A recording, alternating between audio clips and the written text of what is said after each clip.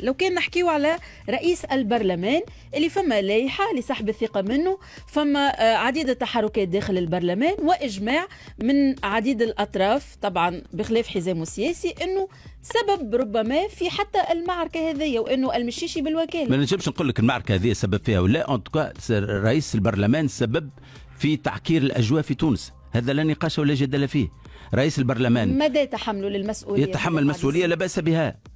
ما نجمش نقول لك 10 20 30 40%، مانيش انا باش نعطيك الارقام، لكن نقول لك بالضبط يتحمل اولا ساعه ترشح لذلك المنصب دون ان يتخلى على صفته الحزبيه، والمنصب هذاك كما منصب رئيس الجمهوريه لا يحتمل ان انسان يبقى بصفه حزبيه، لانه هو رئيس برلمان التوانسه الكل، وهذا قلنا ناديناه عديد المرات. التفرق يلزم نفهموه، يا ما رئيس النهضه يا ما رئيس البرلمان. آخر الحاجه الثانيه هو انه حول مكتب البرلمان الى نتاع الاصحاب والاحباب. يعني احنا القانون ضد استقلاليه البنك المركزي مقدمينه توا عنده قرابه عام واربع اشهر، والتوا لم يقع عرضه، متكي حوايج اخرين لوائح لا معنى لها تعمل هكا وتتعدى في مجلس الوحده.